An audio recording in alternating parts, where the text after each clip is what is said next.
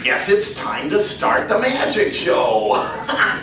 Welcome everybody. My name is Jim Kleefeld and I brought my Buggy About Books magic show. It's all about bugs, it's all about books, and because I'm an entomologist, that's somebody who studies bugs, and a magician, I can show you a buggy magic show. In fact, right now I think it's time to catch the reading bug.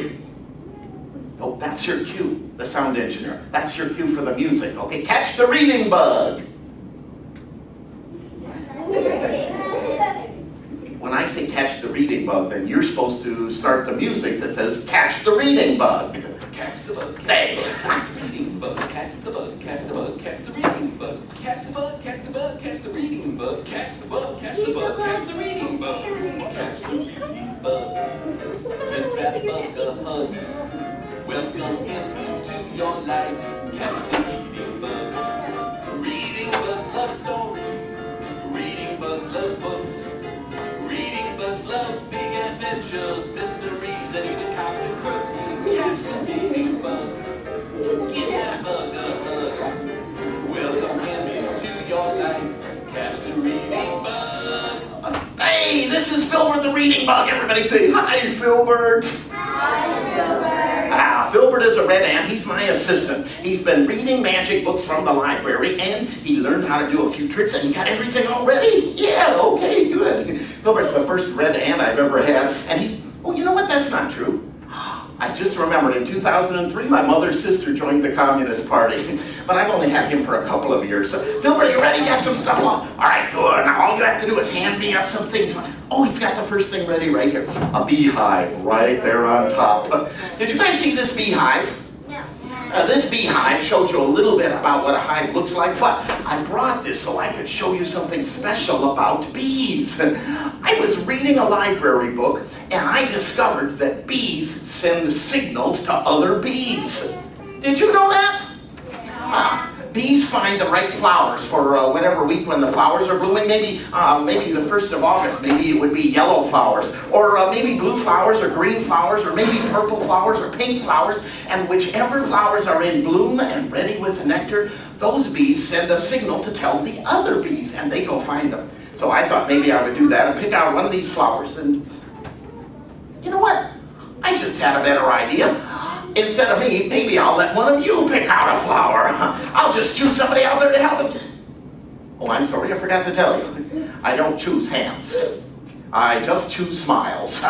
In fact, actually, when you hear that music, I'm going to look for somebody sitting down with a nice smile on their face to come up and help out like you. Right here, that's a good smile. Give her a round of applause. Step right up here. Hi. Thanks for smiling so nicely. What's your name? Hi, Leah. I'm Jim Kleefeld. It's nice to meet you. Leah, I want you to pick out one of these flowers and then send a signal to the other bees so everybody can see what I was reading about, okay? Okay, now, I'll tell you what, I'll just shuffle them and mix them all up just like that. So we kind of get a random one. Because they're not real flowers, we have to pretend the flowers are in bloom and have the right nectar. I'll go through all of the flowers, Leah, and you just tell me where to stop, okay? Just say stop, nice and loud and clear, any place you like.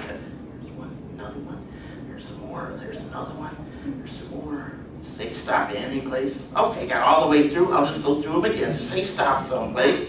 Right there? Okay, you stop me right there on the red flower. So red flower is the best one to get the nectar from. And Leah, you can send the signal. Now first of all, stand right here so everybody can see. Hold the red flower up so everybody can see the red flower. And then get ready to send the signal. Oh, I forgot to tell you. Do you know how bees send their signal? They dance. Really, they dance. No, they don't. Okay, you know what? You don't have to dance because bees don't dance with their feet like people do. Bees fly in a special pattern that's so fancy it looks like dancing. And they fly in a figure 8 or a figure zigzag, and that other bees know what color flowers and how far away they are. You can't fly, can you, Leah? I didn't think so. I'll tell you what then. Why don't you just think really, really hard? Think really hard about the red flower. And I'll get one of these bees and see if he can get your thoughts and your signal. He'll come right over here by you. Are you thinking about the red flower? Don't think about the green one. Don't think about the yellow or the blue one. He'll see if he can get your signal. He'll fly right back over here into the hive, just like that. And then, it came right back out the top with a red flower. Leah, you sent exactly the right signal. Let's give her a big hand.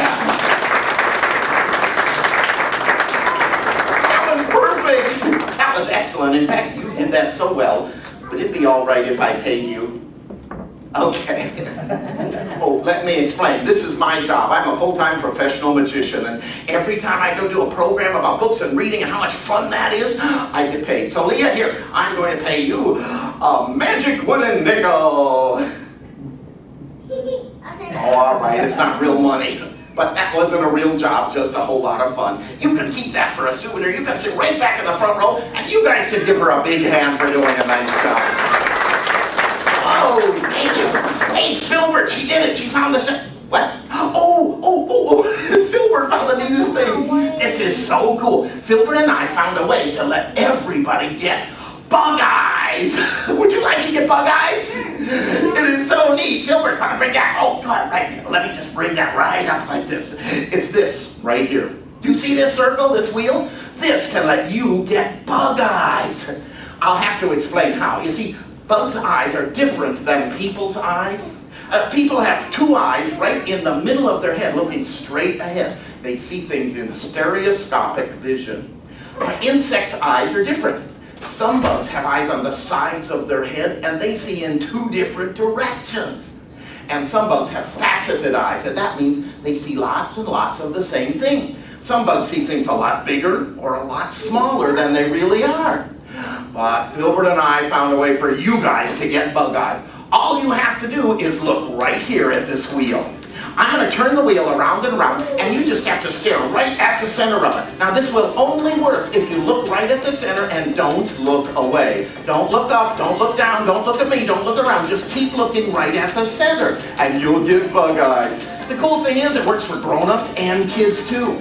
If you stare at the wheel and follow my directions, you're going to get bug eyes. All you have to do is look at the wheel while I count to 5. I'll count to 5 and then I'll tell you what to do next. Are you ready? Keep looking at the wheel and don't look anywhere else. Here goes. 1, 2, 3, 4, 5. Now, look at my head.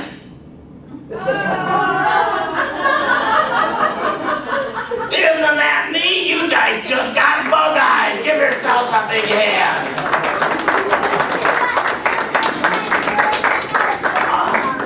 You know what?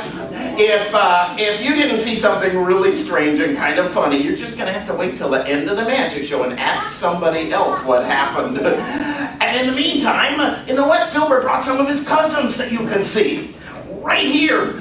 I haven't set this up yet, but I think it's all ready. It just came yesterday. This is an ant farm. Has anybody ever had an ant farm? Anybody? You had an ant farm? Anybody else? All right, well, an ant farm is like a little house, a habitat for ants, and you put them inside. Let me show you what it looks like. It's thin, so it doesn't have much walls like that, and it's kind of clear, the glass, so you can see inside. And you open the top right here, and you put the ants on the inside. And then the ants crawl around and dig tunnels. They might dig a tunnel right over here where they can store their food. They might dig a tunnel right over there where they can sleep. They might dig a tunnel right in the middle and crossways so they can get from one to the other.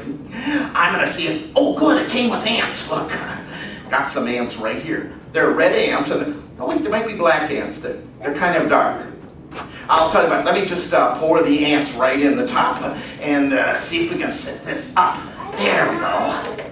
You put the ants in the top first, and then you take care of them, and one little guy doesn't want to go. There he is. I think they're all set.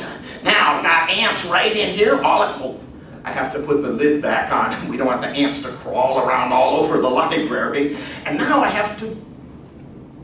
Uh-oh, I don't know what I have to do. Let me see if there's any directions on here. Tunneling sand, ant food.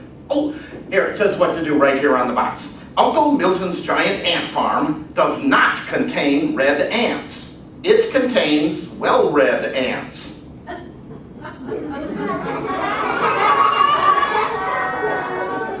wonder what well-read ants are. This says the ant colony will read many books and choose a favorite author.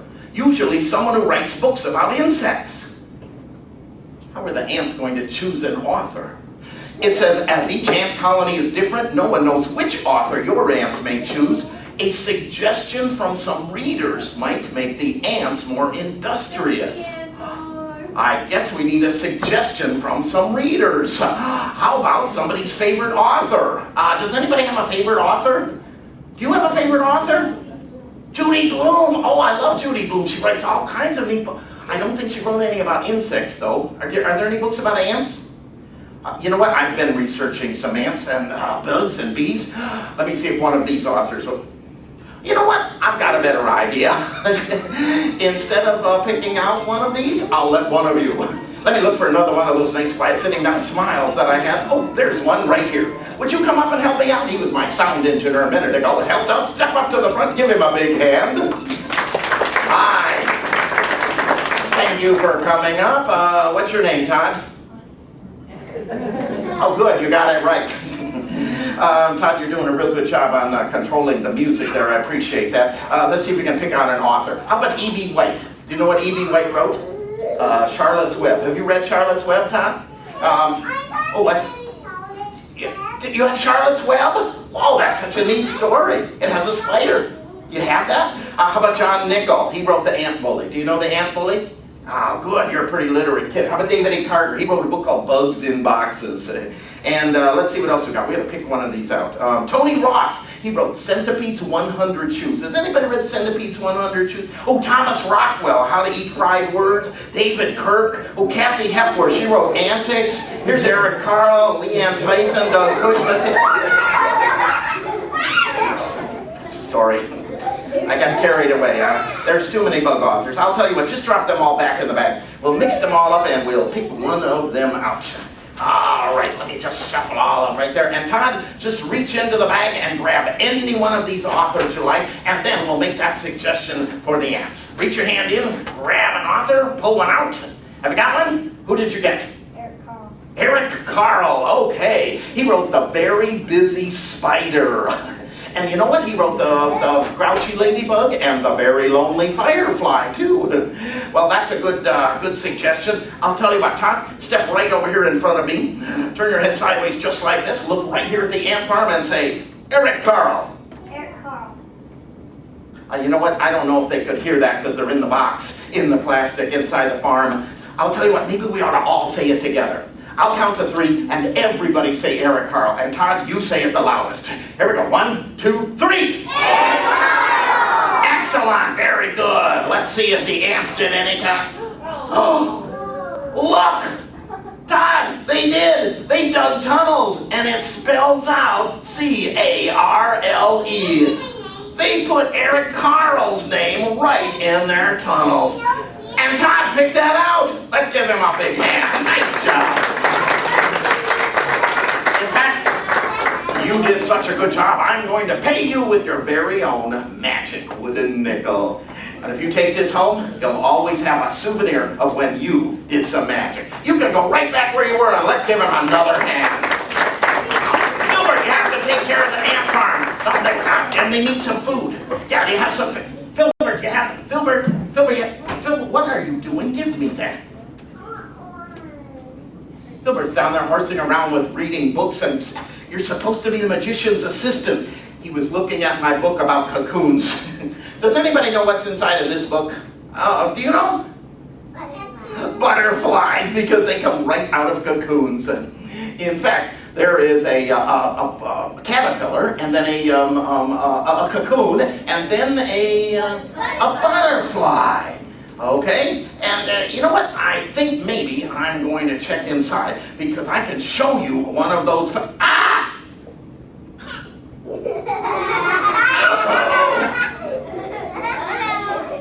Something happened to my book. I think maybe there were some other insects on my bookshelf. I think there were termites. Somebody ate all the pages. I wanted to show you the cocoon picture. Was it? Wait, I think I might have another book. Filbert, do you have another book about butterflies and cocoons? Oh, good. Okay. This one. I was reading this. It's called The Beautiful Butterfly Book. And there should be a picture of a cocoon in there. Let me just check the beautiful butterfly. Oh, lots of butterflies in here. Oh, There it is, the table of contents. If you want to find out what's in a book, you just look in the table of contents. It's at the beginning and it tells you where everything is. Let's see, this says beautiful butterflies, the birth of a caterpillar, amazing changes. Oh, amazing changes. I'll bet that's where the cocoon picture is. Let me see if I could find it. Ooh, I forgot about this page. Look, the butterfly comes right off the page. He looks like he's flying away. And oh, this page has a wheel. You can turn the wheel and see the life cycle of the butterfly. The egg, the caterpillar, oh, that's the page I was on. I left the bookmark right here where it says caterpillars. You see a cocoon on that page? I don't either. Maybe it's a little farther on. Maybe it's in the next page where no, this is just colorful wings. And, oh, that's unusual butterflies. Here's long journeys. Oh, there's the kind of flowers they oh no! There's no cocoon pictures in this book. I wanted to show you a picture of the cocoon, and so you could, oh, I took my bookmark out. Oh, I should show you my bookmark. Look, it is really cute. It's a caterpillar bookmark. Isn't he cute? I used a caterpillar bookmark in the butterfly book because the caterpillars go in the cocoons and turn into butterflies. And now I took it out of the book. And now I don't remember what page I was on. Do you remember what page I was on? Was that page 11? I think I was on, was that the page with the caterpillar pictures or the? Yeah. You know what, I don't remember, maybe you could tell me. It was past here, it was past the beginning, wasn't on the table of contents. Was I here? No. How about here, was I there? No, how about here? Ah, that's where I put the caterpillar bookmark, but Where's the bookmark? I don't know, it's not there. I put it right there, you saw me put it in the book. Well look, it's not over here.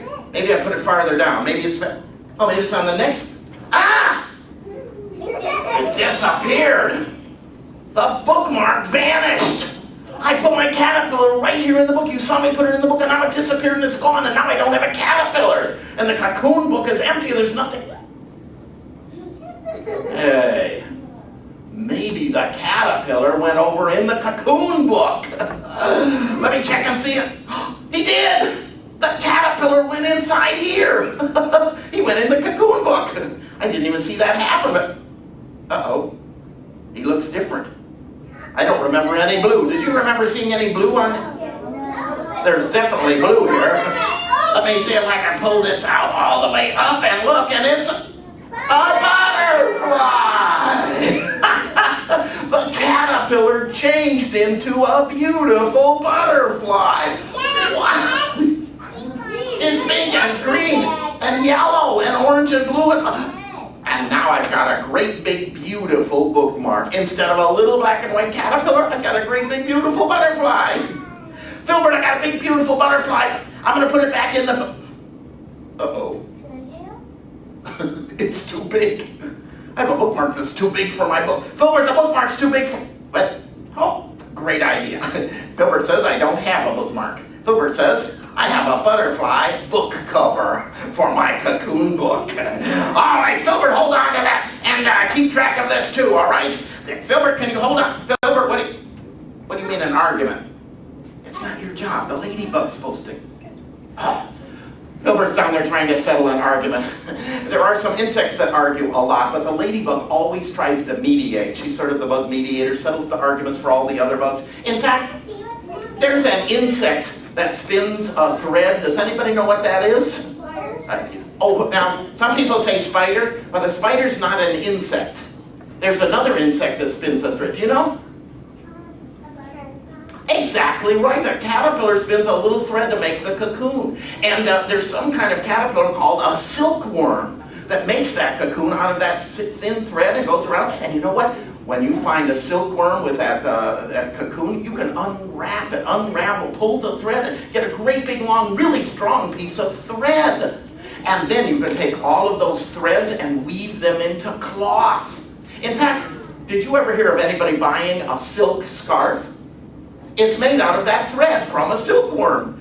If your mother has a silk scarf at home, go home and tell her that a worm made that. But the silkworms do argue with the spiders about their thread. They argue all the time. So the ladybug always has to settle some arguments. And you know what? I think I just had an idea.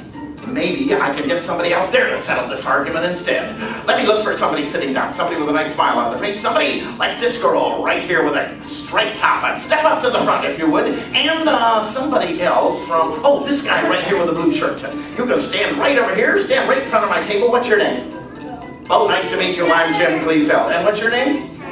Hi, Kylie. Nice to meet you. I'll tell you what, I need you both to help me settle a little problem with the ladybug. It's between the silkworm and the spider, so I'll have to get some thread from both of them. There's a spider thread. Well, could you just hold on to the end of the spider thread? And Kaylee, could you hold on to the end of the silkworm thread? And I'll keep the ladybug right in the middle. And you see, they argue all the time about who has the strongest thread. But I thought maybe we could solve that problem. All you have to do is pull your thread backwards and try not to let it break. Just pull it real slow so it doesn't snap or break, and we'll see which one lasts the longest, which one is the strongest. That's good. Pull it back a little more, and just walk back a little more, just a little farther, and a little bit. Oh, they both broke. Was the spider the strongest one, or the silk? Did you see which one broke? The spider broke first, or the silk?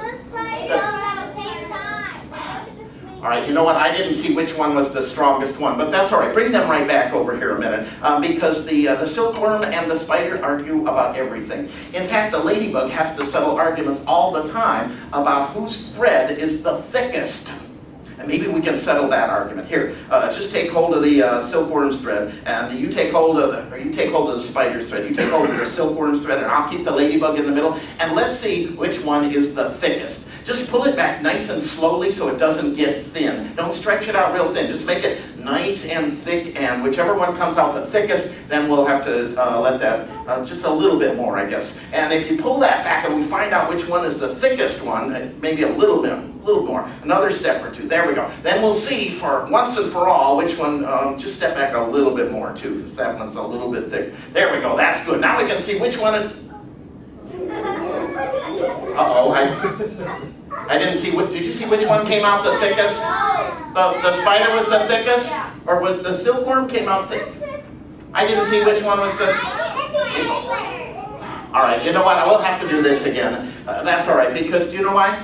Because the ladybug has to settle all kinds of arguments. She always has to settle arguments between the spider and the silkworm about whose thread is the longest.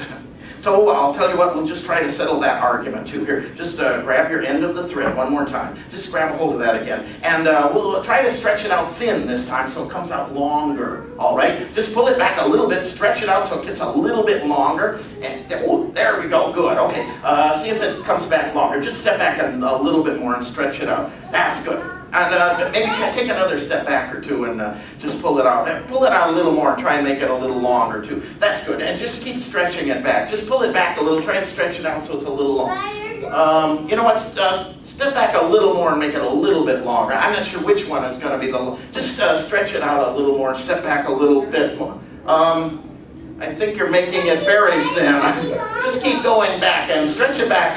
Just step back a little. Ah! Wow, look! They're longer than ever. They're connected together. And look, it's a tie.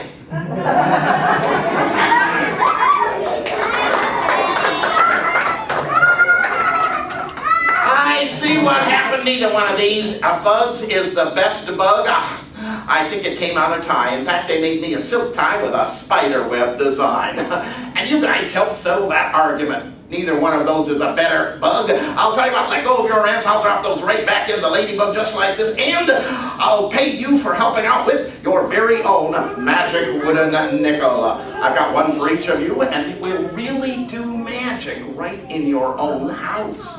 I'll tell you how that works a little later on. You can both take those home, and you can give them a big hand for helping out. Thank you, guys. I'm glad we settled that argument. There's so many arguments in the insect world. Filbert, we solved the problem. We settled. Filbert, what? Another argument? Who's arguing now? Ants are arguing? You know what? Ants are very, very well known for arguing. In fact, ants argue all the time. Ants are not like people. They do not get along. In fact, did you know there are red ants and black ants? And did you know if the red ants go in the black ants colony, or if the black ants go in the red ants colony, there is so much arguing and fighting, pretty soon there's no ants left at all. Red ants and black ants don't get along with each other, and they can't live in the same place. And in fact, even when I made these pictures, see, I made pictures of red ants and pictures of black ants. I put the two red ant pictures over here on the left, and the two black ant pictures over here on the right, because I didn't want them to get mixed up and be fighting and arguing. In fact, I was so careful when I made this look, I fastened them all together.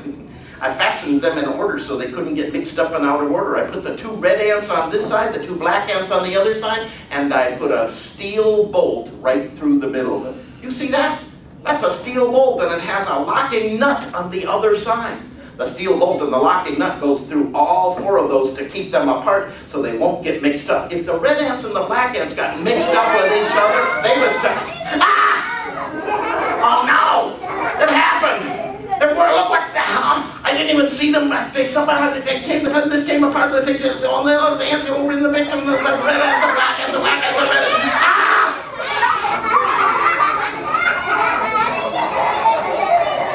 I'm gonna have to fix this. I don't want all these ants to chew on each other, and you know what? I can fix this. I'll just borrow something from somebody in the audience, because I made these cards. I printed them, I put the hole in there, and I fastened them all together. All I need to do is borrow an adjustable crescent wrench. Nobody has an adjustable crescent wrench? I do. Did you bring it with you? No. How about a pair of channel lock pliers? Anybody have a channel lock pliers? Do you have those with you? If I put the adjustable crescent wrench on the front, put the channel lock pliers on the back, I can unfasten the locking nut right there, and I can take these apart, and then I can put them back the way they were, and they won't be mixed. Nobody brought an adjustable crescent wrench to the library? All right, I'll tell you what. I figured out another way to fix this. Instead of taking these all apart, I'm going to ask you to do a little magic. I'll get somebody to help. Who wants to help take these apart and put them together? Who wants to? Oh, I'm sorry, I wasn't looking. Who said me? I'm sorry, I didn't see. Who said it first? Okay, I'll tell you what, I'll let everybody help. And you don't even have to come up here. You can stay right where you're at. I'll count to 3, and all you have to do is say the magic words, "Catch the reading bug." That ought to fix my problem without an adjustable crescent wrench or a pair of channel lock pliers. Are you ready? Here we go. 1, 2, 3. Everybody, catch the reading bug. And you did it. You sorted them all right back out. Red ants together on the left and black ants together on the right. And you fixed it with your magic words. Give yourselves a big hand. Nice job, guys. That was excellent. I'm going to keep those just like they are, just like that. And Filbert, you can take care of those so nobody else gets to... I already showed him the beehive. And a different beehive. Oh, you know what? He's right. I've got a little different beehive. I forgot to show you. I showed you the regular one, the outside, so you can see what it looks like. But I didn't show you the display hive. I've got a display hive right here that I brought. Now, these aren't real hives, because real bees live in a place that's so enclosed you can't see on the inside. They have a lot of work to do. But sometimes if you go to a zoo, a farm, maybe a nature center, you might see a display hive. They're real thin and they have glass on the front so you can see one layer inside of the hive. And the inside of a hive looks a little like this. It has a honeycomb on it, and that means that each one of these is a little hole or a cell where a bee lives. A queen bee will lay an egg in every one of these spots. Thousands of eggs inside a hive. And that egg will hatch, and it will grow up, and it will become an adult bee. And the bee will leave and go get nectar and bring it back, and he'll come right back to the same spot. In fact, every one of these bees always goes back to the same place, the same cell, in the same spot. Now, a real hive is it's bigger. It's three-dimensional. It looks a... You know what? I think I've got a real hive over here somewhere. Yes! Just to show you what a real hive looks like. It's three-dimensional. You know what? There's something wrong with... Oh, I know what. I think I've got it inside out. I've got the inside on the outside and the outside on the inside. It goes like that. And that way you can see the outside of the hive, and you can tell where the bees go in. And they go on the inside of the hive just like this, where the honeycomb is. And they're gone now because they're out collecting nectar from the flowers to bring... I just had an idea. You guys just did some magic when you said catch the reading bug. Would you like to do some more magic? Yeah! How would you guys like to bring the bees back to the hive? I'll tell you what. I'll do the same thing I did before. I'll count to 3. And you do the same thing. You guys just say the magic words, catch the reading bug. And if you do that just right, we should be able to bring some bees back to this hive. Are you ready? Okay, here goes. 1, 2, 3. And if it worked, it did! Look! There are some bees. They came right back here to the hive. They're too little. Whoa, I better put them right in here before they sting me. Right in there. In fact, actually, you know what? You said that so loud, I think maybe you made more than that. And oh, there's some more. In fact, there's some more. And some other bees. And some more bees. And whoa! A lot of bees. Look, you filled the hive. Give yourselves a big hand. That was excellent. They it's upside down? Oh, I better turn it right side up, because if I leave it upside down, you know what? They can't make what they're going to make with the nectar. You know what that is? Honey! Honey, exactly right. They're gonna make honey out of all of that nectar, and I'm gonna take a whole jar home and make a peanut butter and honey sandwich. You know what? I think that's a great thing the bees do. Why don't we give the bees a big round of applause? Here, Silver, take care of my honey jar. No, you can't take the lid off. No, you can't have any honey right now. Because it's for my sandwich. What are you doing? Sorting the mail. I'm sorry, I have a little trouble with my red ant down there. Filler, you're supposed to be sorting the mail. No, not the mail. What? I'm sorry, excuse me, I have to take some time out of it. What kind of mail came? Oh, I know. Filbert must have brought this from home. He's sorting mail out that I got a long time ago from some publishers. When I started doing magic shows for libraries in the summer, I sent away to some publishers and I asked them to give me some suggestions of good books about bugs and insects. They came awful late. It's too late now. They took a long time to get here, all these insect books. They must have come by snail mail. I can't use those now, but there are some neat books in the library. They probably already have them on the shelves, and they came in the mail. They took them. And you know what? That reminds me of a magic trick I used to do when I was little with mail. In fact, I remember learning that from a magic book at the library. Did you know the library has magic books? Yes, they do. They have books on magic. You can go upstairs, you can check out library books on magic, you can read the directions and learn how to do magic tricks. Do you have a magic book? Did you learn how to do some tricks? You know, it's kind of neat to be able to read those and do them. In fact, when I was little, I used to do a magic trick called the magic matchup with envelopes like this. It was where you pick out something that you can't see, like an envelope, you can't see what's inside. And then you pick out something else, like I would pick out a toy from my toy box and try to make them match, even though I couldn't see. You know what? I'll bet I could still do that. I remember reading that book a long time ago, and I still remember it now. So, how would you guys like to see a magic matchup trick? Alright, let me try it. I'm going to mix up all the envelopes. It doesn't really matter because you can't see what's inside anyway. And then I'm going to reach in and grab one out of the middle without looking. And then I'm going to try and make a magic match. Oh, I didn't bring a toy box with me. I must have... Oh, yes. I've got my bag of finger puppets. Do the same thing. I brought insect finger puppets. And these are all insect books. I'll just close my eyes, stick my hand in and pull out... a butterfly! I've got a monarch butterfly right here. Now, all I have to do is see whether it matches the book. I picked out an envelope without looking in what was inside. I picked out a finger puppet without looking in the bag. If this is a book about a butterfly, that means the magic matchup trick really worked. Here goes, you ready? It's a book called Becoming Butterflies by Anne Rockwell. I did it!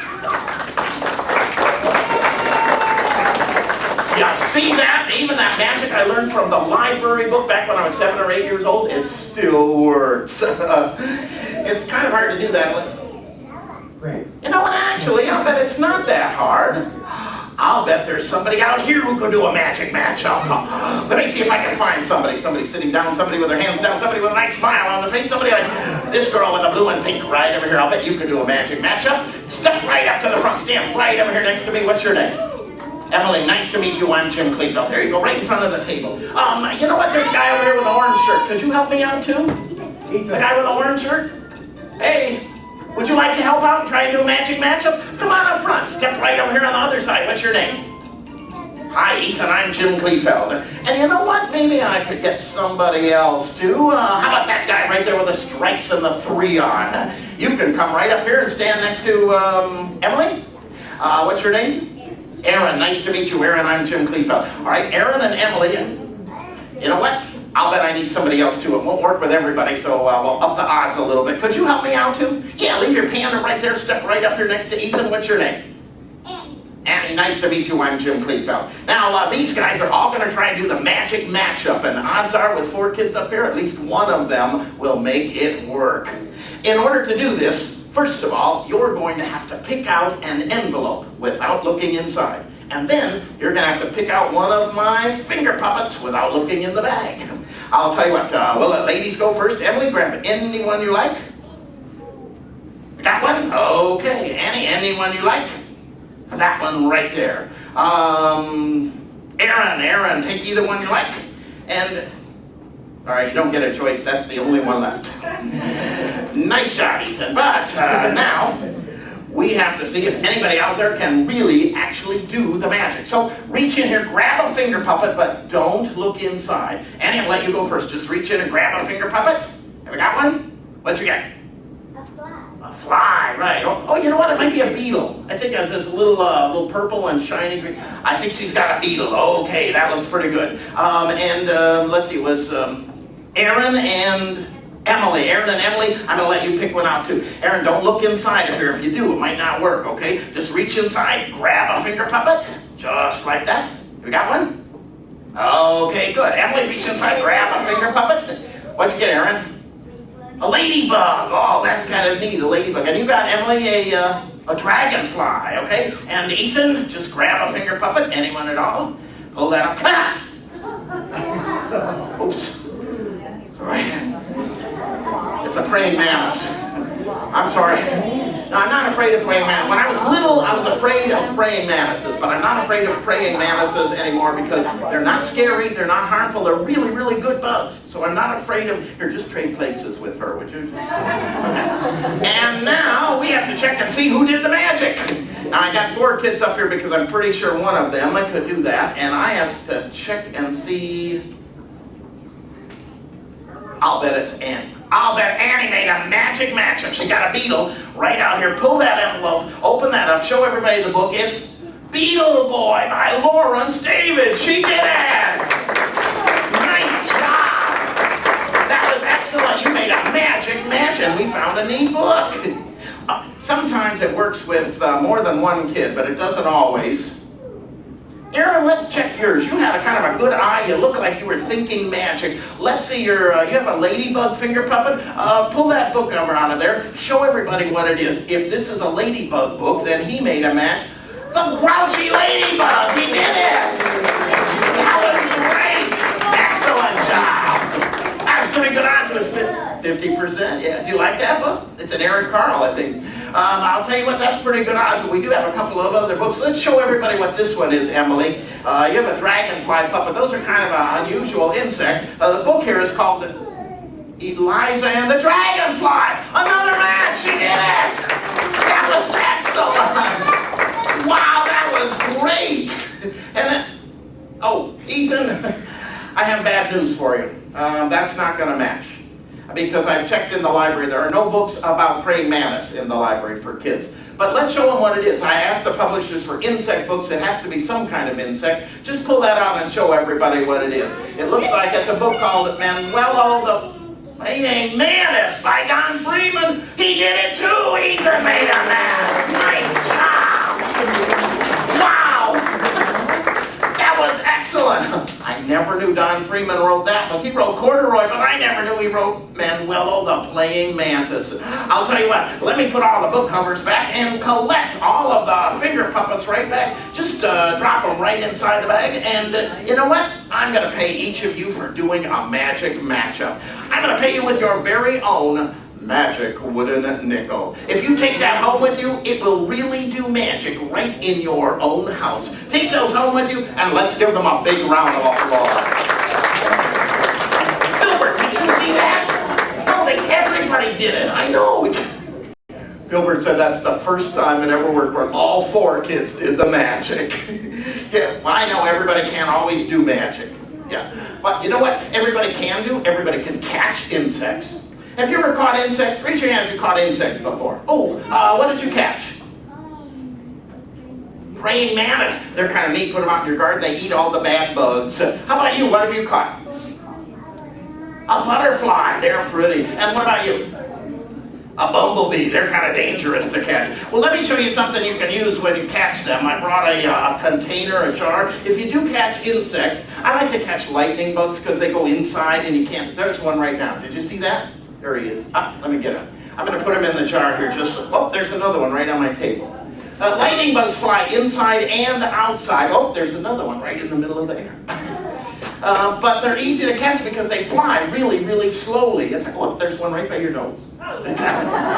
Just stick them right on there. They're easy to catch because they light up. And if you go out at night, they're very easy to see because you can just look for the lights.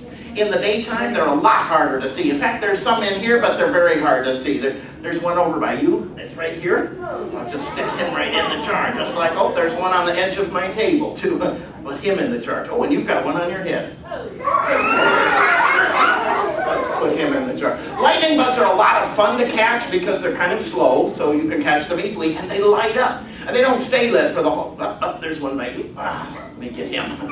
They don't stay lit up like that. If you hold on to them like this, guess what will happen? Yeah, they'll go out. But they go out for a little while, and then they start back on. Oh, see, there he's back on again. I'll just stick them right inside, just like that. Oh, there is one thing you have to be aware of, though. You have to have a hole in the jar when you catch lightning bugs. Does anybody know why? Do you know why, Emily?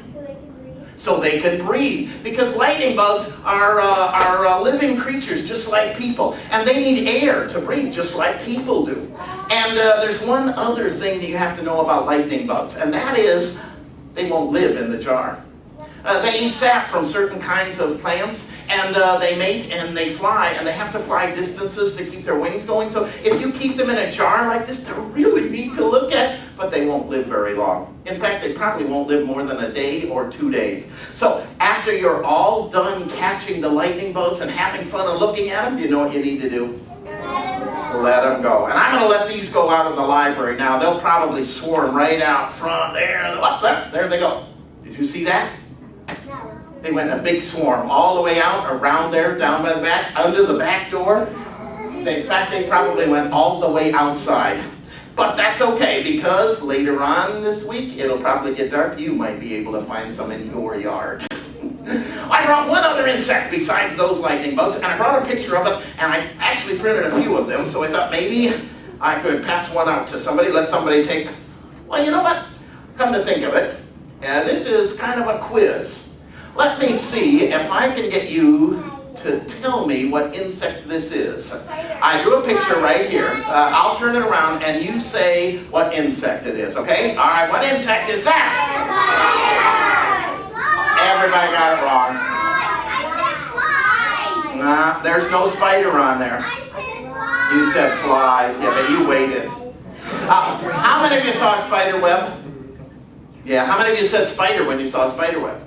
Well, I didn't put a spider on the picture. I drew this with the computer. I went straight lines, curved lines, and printed, I don't know, just about enough for the next shows that I have. But I didn't put a spider on here for a reason. Do you know why I didn't put a spider on here? Do you know why? Very good, brilliant. Spider's not an insect. A spider is an arachnid. An arachnid has 2 body parts and 8 legs. And insects have 3 body parts and 6 legs. So a spider's not an insect, and that's why I didn't put one on here. But I did put flies. Do you know why there are flies on this web?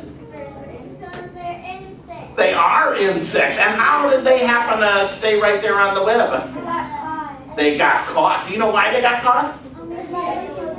The web is sticky. And there's another reason why there's no spider on there. Do you know why that is? That's right, he would. But the spider doesn't sit on the web. If there was a big spider right here on the web, would all those flies come around? No. No, they'd be afraid of them. Spiders spin their web and then they leave. They go hide someplace. And the web catches all of those flies for the spider's dinner. In fact, you were the one that knew all about that. Would you like one of these pictures? Yeah, come on up front. I'll let you have one. This girl had a bright idea. She knew about the spiders and eating them for dinner. Step right up here. What's your name? Lan, nice to meet you. I'm Jim Cleveland. I'm going to let you have one of the pictures here. I've got, there's probably about 12 or 15. I can spare one. You know what? Before I give you one of these pictures, why don't you tell me which fly do you think the spider's going to have for dinner?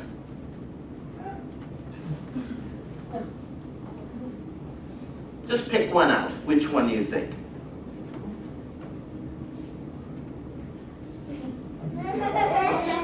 Which one do you think he's going to have first? That one right there? Well, you were pretty decisive about that, so here, I'll let you mark it. I've got red, orange, blue, and green markers. What's your favorite color? Blue? Okay, take the blue marker and draw a circle around the fly you think is going to be the spider's next dinner. Just pull it straight off. It's a cap. There we go. And draw a circle around the fly. Just like that. And you know what? Since you have the cap off, why don't you write your name right on the bottom there too, so that everybody will know that was your choice, your idea. Very good, L.A., and you spelled it right. Very good. And I'll tell you what, since I drew the picture, I'll autograph it for you, if that's all right. Would you like me to autograph it? Okay. Let me set it down there and draw my name on the back. Happy birthday to you, happy birthday to you, happy birthday to Jim. Jim Kleefeld, right there. Okay, now, oh, Lan, I just noticed something. Did you ever notice a magic marker looks a little bit like a magic wand? It does. Do you think it would be cool if it did magic? Ooh, let's see if it'll do magic. Here, take the magic marker. Let's see if you could make a spider appear on the back of the picture, okay? Here, step right over here next to the picture, wave the magic marker, and say the magic words. Okay, and the big spider doesn't appear. All right, would have been cool if it did work. But you know what, that's not really a magic wand, it's just a magic marker. You know what, you came up and you picked out one of these flies that were on there, so I'm going to let you have a picture. Well, I know, there's no spider because when she waved the magic wand on the back of it, it's not really a picture. This isn't a picture. You did it! You did make a spider appear! He's right there on the picture. You waved the magic wand on the spider, and look, he's going right after the fly you drew a circle around. Well, you know what? I think that'll make you a great souvenir coming to the library and watching the magic show. You can keep that. Let's give her a big round of applause.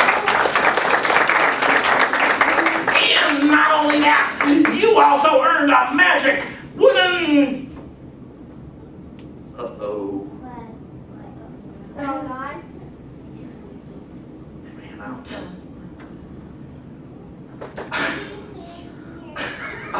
I'm sorry, I ran out of wooden nickels. Let me try that. Oh, I'm sorry. That's I ran out of wooden nickels. Well, I was gonna let her take the wooden. I'm sorry. I usually count how many wooden nickels I have, and I put them. Oh, wait! I've got one left! My last wooden nickel! Well, you earned that. And anybody who came up and earned a magic wooden nickel, if you came up and did something special, did something extra, this will do magic right in your own house. Take that home with you, stick it under your pillow, and tomorrow morning when you wake up, right next to the wooden nickel, there'll be a dollar bill by magic.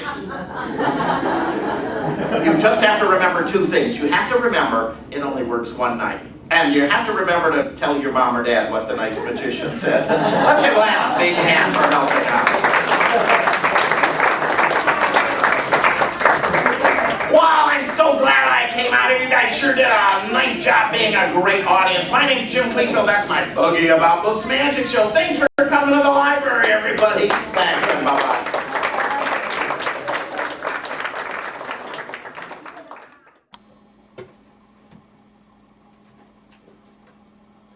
Hi, it's Jim Cleveland. I'm here in Cedarville at the library. I have a show in a few minutes, and I'm setting up, getting all ready for it.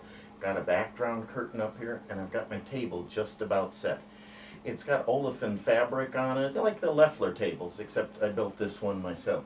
And I'm going to just put this sign on it that I printed off the computer.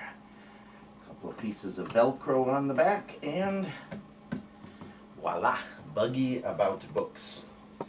I think I'm going to leave my hat off until just about ready for the show to start. It's just a pith helmet, but it makes me look like a bug collector. I also have a butterfly net that I bought, I think was only $1 at a Michael's store, a craft shop of some kind. I'm going to use this in a couple of minutes to grab my ant. I better get that right to the side and leave that there. This is a red ant hand puppet, and it came from Folk Manus.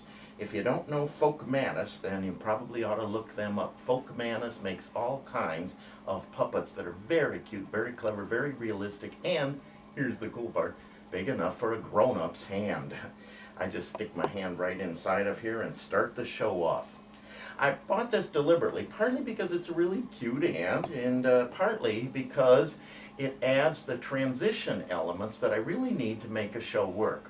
As you know, if you've seen any of my other videos, any of my other shows, or heard my lectures, I'm very big on transitions, making things go smoothly from one trick to the next. There are lots of ways of doing this. One is to tie in the tricks so that when one ends, the other one begins, and they tie together automatically. But you can't always do that for every trick. So it helps to have a gimmick of some kind that says these things tie together. And that's what this puppet is for. I give him a name, I crawl him around, I call him Filbert, I even make a joke for the adults about red ants. I do that so that all throughout the rest of the show I can say, Filbert, hand me the next prop, Filbert, get me the next thing. It makes everything tie together. Filbert's sort of the contriving element, the linking thing from one to the next. So I just set him right here on top, do a little Buggy intro and a little hand puppet start when it begins. And then I can put him right back here and just toss him in the back end of the case, but use the concept and the idea of Filbert as an assistant, the bug insect assistant, to help with the transitions throughout the rest of the act. Now the first trick is all ready, all set up. I built this myself. I designed and created the pattern and made it out because I wanted something unique. It's kind of based on the Forgetful Freddy principle, you know, where you take the head off and then the head comes back on. And essentially it's the same trick. I just made it to look like a beehive. I got some bees on here, which is why if you bought one of these from me, it was kind of expensive because these were a lot of work. Hand making all the little bees out of yellow pom-poms, a black magic marker, little foam, glued eyes on by hand, mounted them all. I have one on a very short wire right here, which I take off and stick in the hole right in the front.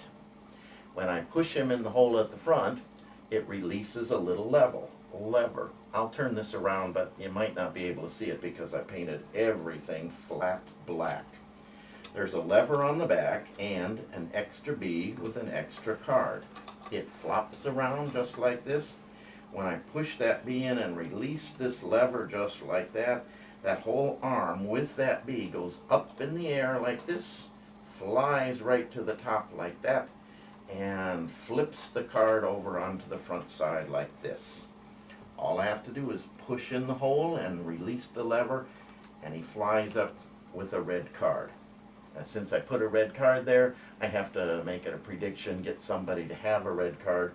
So I just printed a whole bunch of flower pictures, exactly the same flower, but I colored them all differently with my coloring software, printed them all up, and all I have to do is force a red one. And I do that with a very simple red card force, and just leave it on the back, and shuffle it to the front like this. I shuffle it, it ends up on the face, but the cards are face down, and I just start taking cards off the top like this, one at a time. There's one, there's two, there's three, there's four, and every time I take one off, I tell a volunteer or assistant, say stop, and wherever she says stop, I lift up the rest of the pile and show them the face, which is always the red card. You saw the whole rest of the routine in there. All I had to do was print a handful of flowers in different colors, print some back pattern designs, glue them together to make them like cards, and cut them out. I print a lot of stuff on the computer. I glue things onto index card stock and cut them out so they're the right size or shape. And that's Be Careful. The next routine in there is Bug Eyes, and I used Bruce Calver's great trick, the incredible growing and shrinking head. If you don't have one of these, buy one from Bruce Calver or Dazzling Magic or any place that sells them, and use it in your shows. I get really good reactions out of this. It plays well for grown-ups, it plays well for kids, and you're simply buying a piece of cardboard or plastic, depending on which version you choose, circle with printed black and white. Don't try to make one yourself. It's bigger than you could make or print easily. The design is very concentric, very regular, and very specifically mathematically formulated in dimension to make this work. I know Bruce went to a lot of time and trouble experimenting to get just the right dimensions of the black and the white and the spiral to make it work. It's just simply got a screw thread right on the back, and I bought a Black & Decker power drill. Takes a couple of batteries, has a button on it. Push the button, and the screwdriver turns around fairly slowly at just the right speed. You saw my routine for it on the video. I turn it like this, and I get great reactions every time. It's useful for a lot of ideas, a lot of ways of getting into shows and out of shows with optical illusions, but the concept behind putting it in here was just that I get a real good strong audience reaction, so I put some pattern to tie it into bugs and insects by theming and talking about the eyes of the bugs. It's a terrific prop. I think you'll really love it. The next thing is Ant's favorite author. When I heard about doing bug magic and a bug theme, I just automatically thought, geez, I should put an ant farm in there. It just seemed like the kind of prop that would go with the magic. It's kind of fun, it's kind of cute for kids, has a little bit of a nostalgic appeal for grown-ups because it's kind of based on something that's been around since the 40s and 50s. A lot of grown-ups are familiar with it. So I bought a few ant farms and started experimenting, playing around with what I could do with it.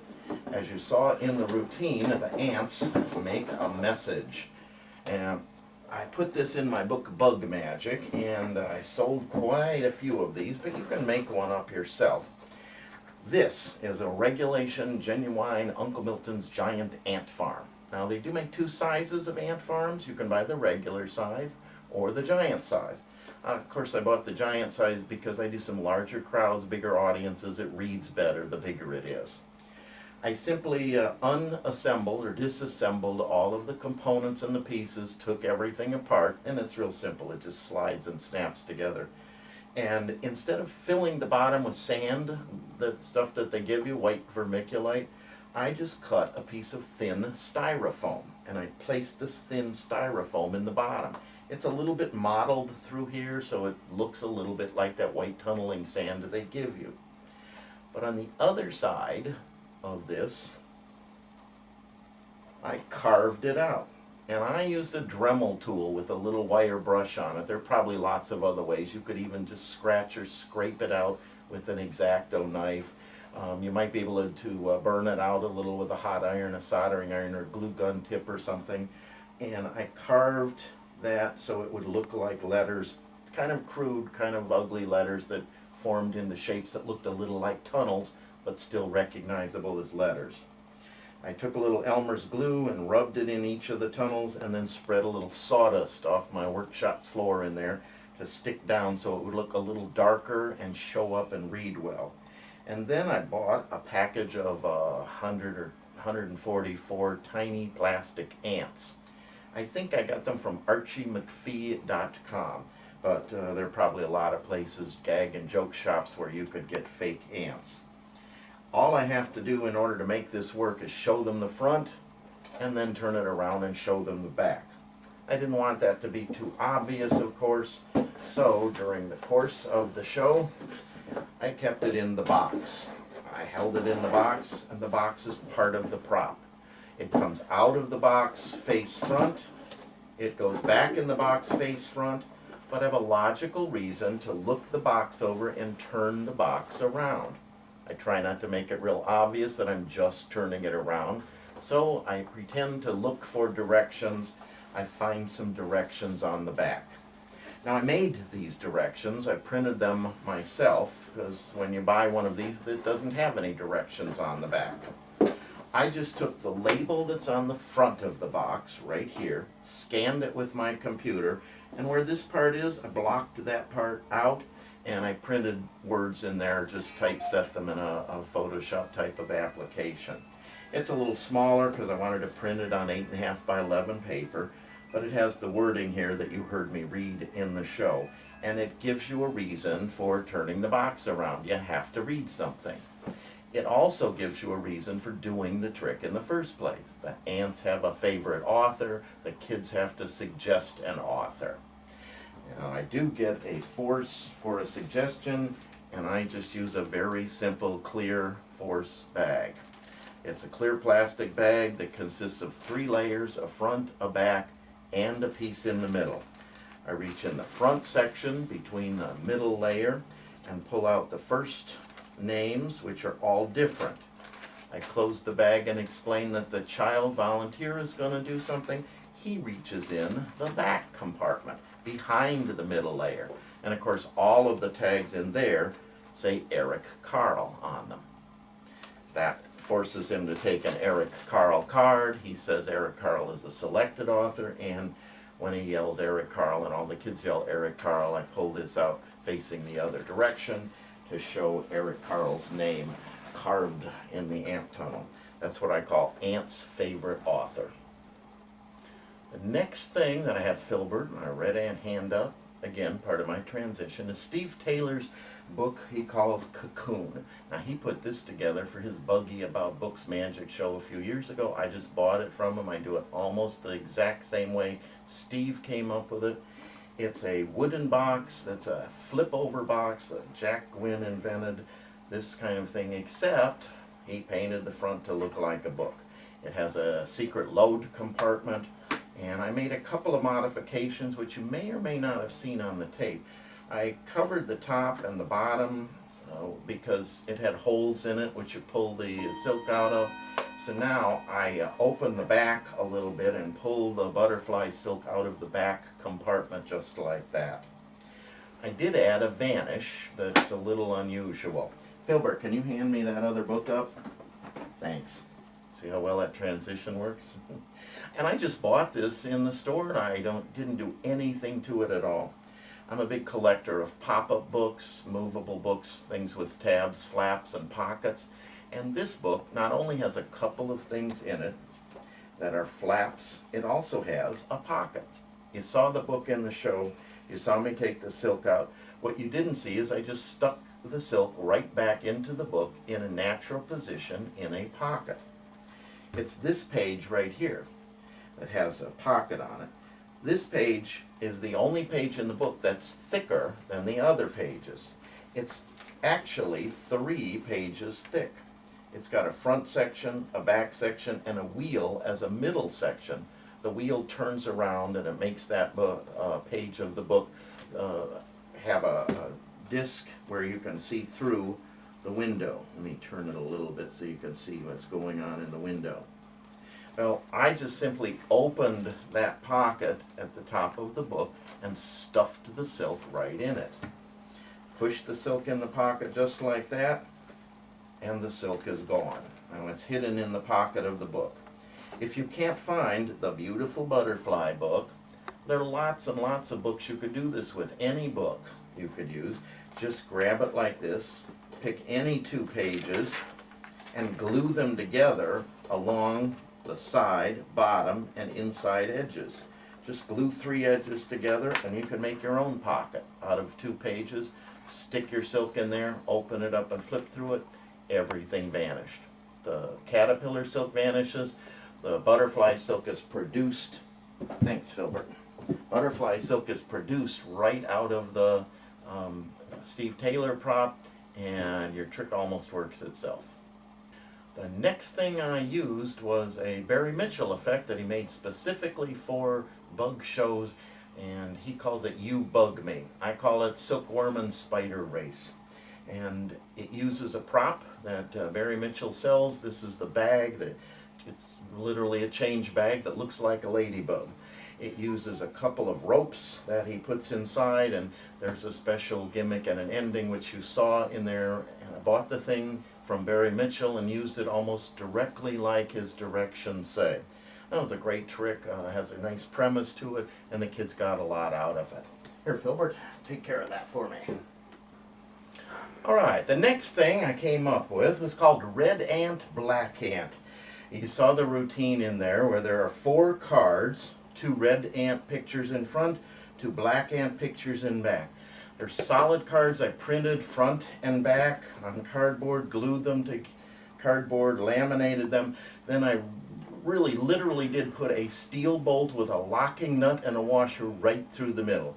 It is a completely self-working trick. All you have to do is turn the front 2 cards in a complete revolution or circle, and when you do that, the second and third cards switch places. I just printed the artwork up. It was all on Bug Magic in case you're interested, but in case you want to make one up yourself, it's an old Martin Gardner idea from a Scientific America column. It was also reprinted in Make Magazine number 11, M-A-K-E, Make Magazine. And I made a small sample right here just to give you an idea of how it works. I've got 4 cards, blank cards, so you can understand the concept, with a hole in the bottom and a label on the front. This is A, B, C, and D. Now you notice D and A are just simple cards, a straight card with the hole in them. I'll lay those down for just a second and show you B and C. B and C each have an S-shaped curved slit in them. The bottom of the hole, the B card slit comes out and back and down. The C card goes back and out and down. So the configuration on the B and the C card are similar but a little different. The B card bows out at the top, the C card bows out at the bottom. You stack these 2 cards together like this, but slip the tab that bows out from the C card under the tab that bows out from the B card. You see that? Alright, now I'm going to put the A card on top of both of them and the D card under both of them, and grab a simple straight pin to use to hold them all together. Now when you put them together like that, the A card covers up the slits between the B and the C card, but the B card will actually wrap around, twist, or screw into the C card because of the crooked slit and the overlapping period. If I pull these 2 together just like this, they'll flip all the way around like that, and the B card twists and comes up behind the C card.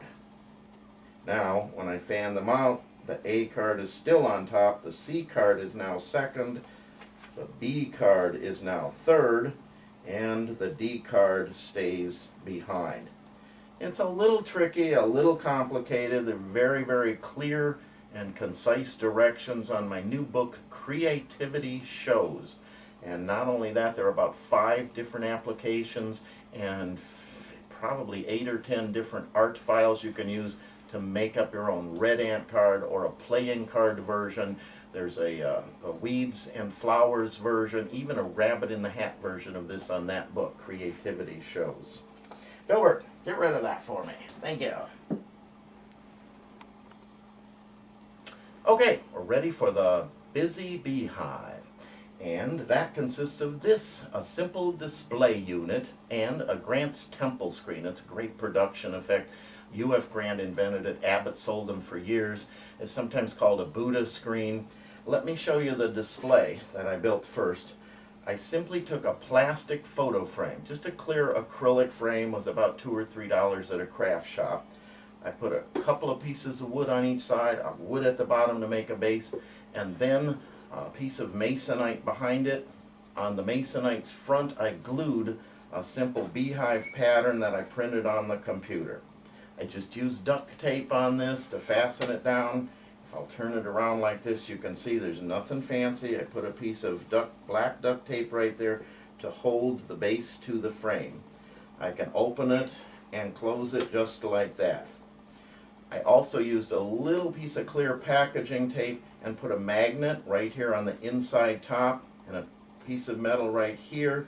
At that point, the magnet and the metal stick together. It just helps to keep it closed so it doesn't flop open, and either during the act, mostly during transporting in between shows. The beehive pattern I printed in my Bug Magic book, so you can get a copy of that. Or just make up your own honeycomb pattern. I just drew some hexagons and put some fancy colors in them. Biggest problem in this was making bees. I didn't want real bees, and I didn't want phony bees that were hard or plastic or noisy. So I got 1-inch yellow pom-poms, sat at home in a chair and took a black magic marker and made a ring around each one by one. Literally thousands of them.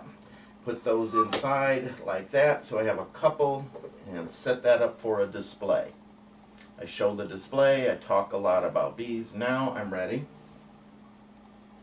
for the production. And the production, as I said, was a Grant's Temple screen.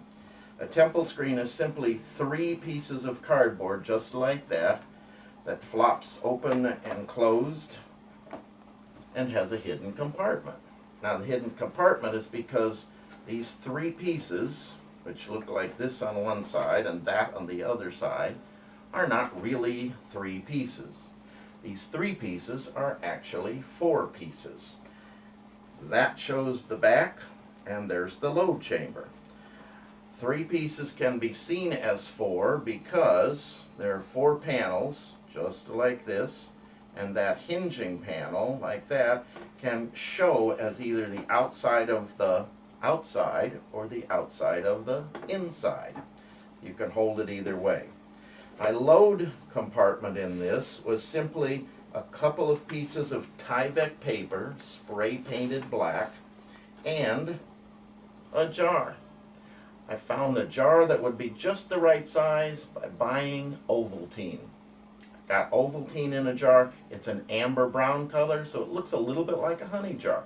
And it's kind of transparent, so you can kind of see through it like a honey jar would. And it's plastic, so you can cut the bottom out. I cut the bottom out of the jar so I can load it full of bees and produce the bees. After I do the production screen, I open the display case, as you saw, and dump out all of the bees. When I dump out all of the bees, the jar's empty, and I can produce it with the label showing like that. Since it's got kind of a clear brownish color, it really does look like a honey jar. I get lots of good reactions out of the whole jar of honey, and the last thing I do, as you saw, is fold this completely flat, either hold it under my arm or drop it on the table, so it looks like there was no place that this could have come from.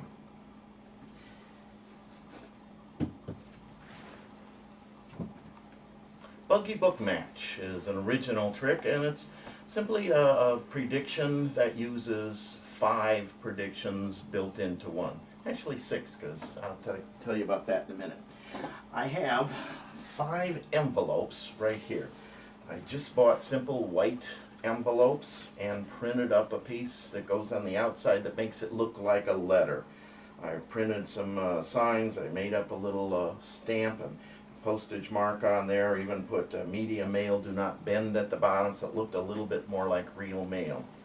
I have a card inside of each one, and each one of those cards has the printed book cover. I just used a piece of white cardboard. I scanned a kid's book that has a story about insects, and I printed that scanned cover on the cards. That way I wouldn't have to carry the whole book around for each one of these. It does make it easier for the kids to hold. It makes it lighter and flatter for me to carry all 5 of these.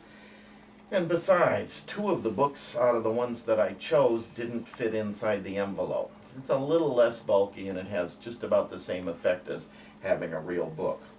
Now, the thing that makes this work is that I have predicted which child will have which envelope and which child will pull which insect finger puppet out of the bag. The way I've done that is I've marked each one of these separately so that I can tell at a glance immediately which child has which insect. For example, the first one on top right here, I wrote across the top, Jim Kleefeld, 33510 Denny Road. Denny starts with a D, Dragonfly starts with a D. I know inside this envelope is the Dragonfly book.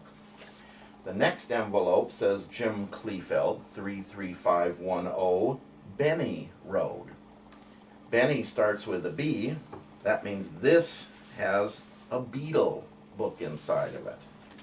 The next one says 33510 Lenny Road, and that one has a ladybug inside of it.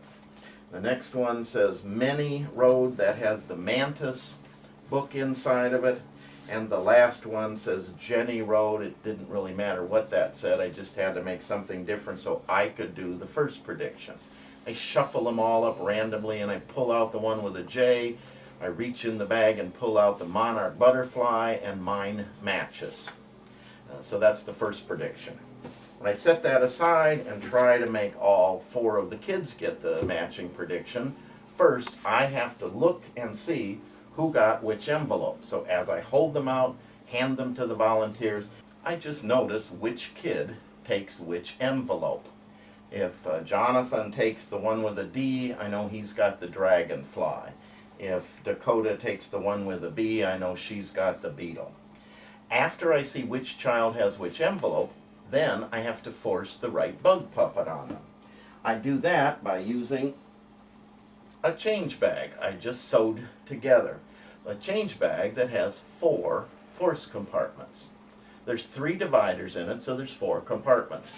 And I simply took 5 pieces of cloth and sewed them together and put a little hem across the top, and I just open it to each compartment separately.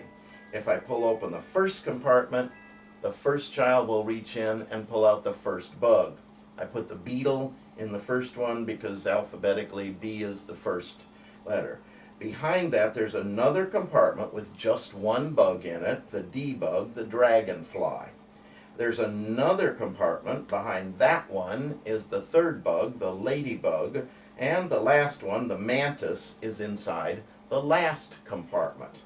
Now, along with the mantis, because it's big and bulky and awkward and wiggly, I also stick the monarch butterfly right on top of it. That way I can reach in and grab the monarch butterfly off the top of the mantis. Real simple, real easy, and real quick without feeling around. I know it's in the last compartment. I know it's right on top. I just pull it out.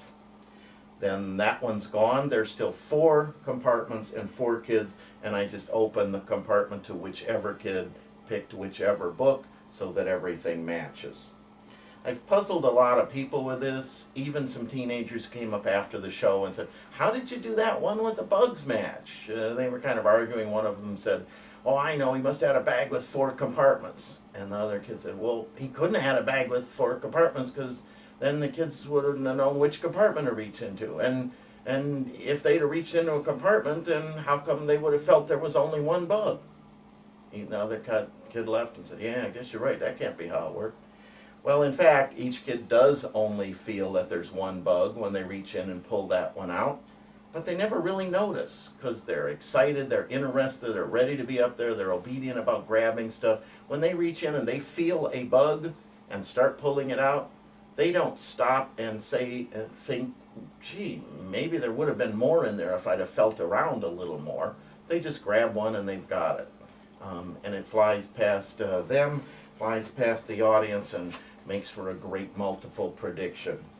Notice that in that show that I did, all 4 of the kids somehow magically got the match, even though I told them it probably wouldn't work. Well, ironically, that's happened in every single show I've ever done. Every kid has always surprisingly gotten the same match. Even the mantis, when I didn't think there were any books about mantis. That makes for a bigger build, a little better suspense, and kind of a surprise ending. The next thing I came up with is lightning bugs. And I put this jar together, bought a plastic jar that holds yarn, put some grass and things in it, and put a very expensive and very exclusive lightning bug display inside. I'll tell you about that in a minute. The other thing was that and this. Of course, you recognize those. Those are delights. Now, a lot of people don't know delights come in green. I tried yellow, they come in yellow, and I tried that because I think of lightning bugs in terms of yellow, but the green matches a little better with the pattern I've got. I just grab one from each thumb and pull those lights out of kids' ears and under chins and noses. The biggest problem was making this. I got this specially engineered at www.fireflymagic.com. This has a housing unit that creates fireflies. They're scientifically engineered to replicate almost exactly both the light, the color, and the blinking sequence of actual fireflies. This company makes movie displays, makes theatrical displays, and in fact they made the outdoor fireflies for Disney's Pirates of the Caribbean tour. I called the engineers and I had them build me a special unit that would fit inside a jar. When I first turn this on, let me hit the switch with the batteries, all of the lights come on at once to make sure they're working, then they all go off, then they randomly blink. I had 14 lights built into this jar because fireflies don't light up very often and they don't stay on for very long. If you just have a couple of them, most of the time the whole jar is going to be dark. 14 was enough lights that there'd always be something going on and going off, sometimes several, sometimes one, but almost never would it be totally dark for a long period. As you can see, the lights kind of blink on and fade off, blink on and fade off, and they've replicated an actual firefly sequence by doing this. It's very amazing to most of the adults out there. If you go to fireflymagic.com, they'll build you one. They're fairly expensive to have this done, and they do sell them for theatrical displays, other people, so it's certainly possible to get one. I just thought it was worth the money to have something that would be a little different and a little unique.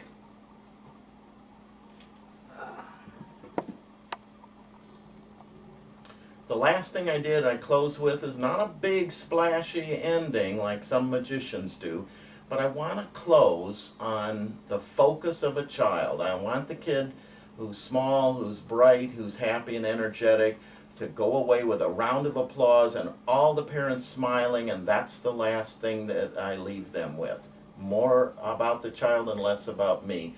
It seems to make the audiences really appreciate the show because they know then the show was about the kids. So I close on something that's not as big, not as splashy, but it works a little better to make that focus.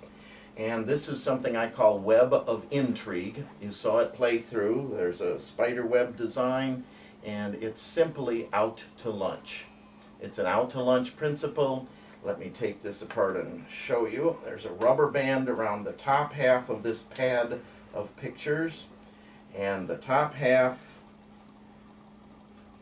is a simple picture that covers a whole pad of duplicates. All of these duplicates have a big spider on them. The top half lays down and covers that, and the rubber band goes across and hides the line, and no child coming up close to me and examining it, drawing a circle and writing their name on it, no adult sitting in the back, nobody has ever spotted the fact that there's a half of a card there and a different kind of card underneath. I did have a little trouble finding something to use to draw a circle on them. If you get a fat, wide magic marker, most of them are chisel points, so they're only fat if you hold them a certain way and go in a certain pattern. And any other time, if you hold it or turn it, it makes a thin line. I didn't want that to happen. I wanted the kids who came up to put their name on it, I wanted to have a marker, and I wanted to make a big bold mark on it, so I bought these. They're Crayola Twistables. It's a little bit like a marker, it's a little bit like a crayon, it's a little bit like a grease pencil. They come in a package of 5. I took out the yellow one because the yellow one doesn't show up very well from a distance. And I left these inside, red, a green, a blue, and an orange. You pull the top off and twist them. Let me take one out, just like that. Pull the top off and twist them, and the media comes up. It's real soft, like I said, kind of like a grease pencil right on the end, and it mushes while they turn it, so it's always sort of lumpy and fat. No matter how many times you use this, it always makes a nice big fat mark. It comes across real clear, and the adults can see it as well as the kids far in the back. I can write my name on the back with the same thing, and after I sign my name, I do the gag about it looking like a magic marker, and they got to do the magic. Crayola Twistables is the only thing I found that will work in this situation. A thin line magic marker can't be seen, and a broad magic marker isn't broad all the time. It has a broad edge and a fine edge, and half the times kids hold it, they make the fine edge. So it works sometimes, it doesn't work every time. The Twistables is the only thing that I found that works every time. That closes out my show. Then I just have to close these doors, pack everything inside, and head on off to the next town. Oh, you know what? I hear people over by the door. The librarian gave me about 20 minutes or so to get everything set up. She's about ready to bring everybody in. I'm going to get my mic on, turn my sound system on, show everybody what I just showed you, without the secrets, of course. Hope you had a good time watching. I'm Jim Kleefeld. If you have any questions, just drop me an email, jim@jimkleefeld.com, or look on my website and you can contact me through there. Thanks for buying this. I hope to see you at Cadabra, maybe in the funny paper, or someplace else down the road. Thanks, everybody.